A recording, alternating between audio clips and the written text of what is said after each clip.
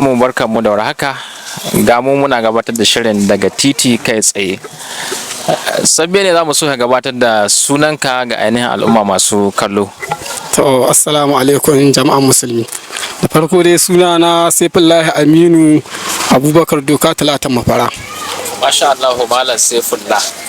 Akwai yan tambayoyin da muke gabatarwa kai tsaye a cikin wannan shiri namu na daga titi.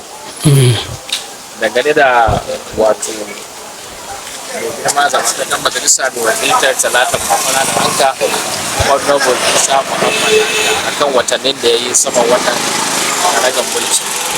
Me za ka ci dangane da wannan wakilci nasa?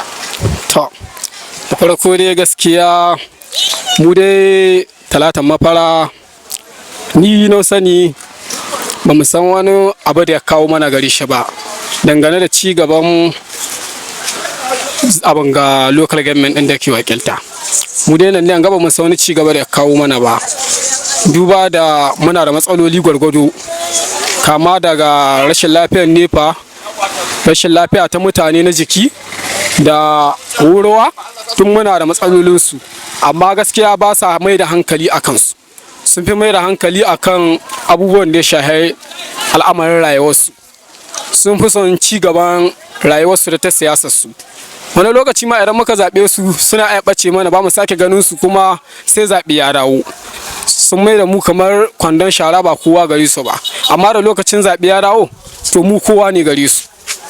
Masha Allah, wace irin kira za ka yi wato ainihin shi wani busa wani kira za ka yi gare shi? To, kiran da zan yi gaskiya yana da kyau a ce sun duba ma al'ummarsu, domin idan aka zaɓe ka don wakilci yana da kyau ka rinka yi kana dan juya bayan ka akan al'ummar da ka zaɓa na zaɓe ka yi. Amma gaskiya kiran da zai mai shine ya tausaya ga al'umma ta, ya juya ji kukansu, domin suna buƙatar tallafi ne, kama da nan Mafara har zuwa an kaɗan suna buƙatar tallafi ne gaskiya. Masha Allah, sai tambayar mu ta ƙarshe.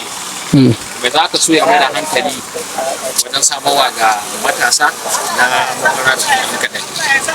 To, abin da matasa ke buƙata gaskiya akwai zaune gari banza, suna buƙatar ayyukan yi. Wasu sun yi karatu, waɗansu kuma ba su samu damar yin karatun ba ma. In son samu ne matasa akwai masu ɗan cika kaki ma, amma sanadiyar rashin ƙarfi da aga mutum na raunin yanayin rayuwa na bai da ci gaban da za a, ko da ya je zai samu ci gaban, idan ya je za a iya dawowa da shi. To ya kamata a ce sun duba ko ta nan ɓangaren na masu cika post abin nan police su ɗan taimaka masu ta wannan hanyar. Masha Allah, muna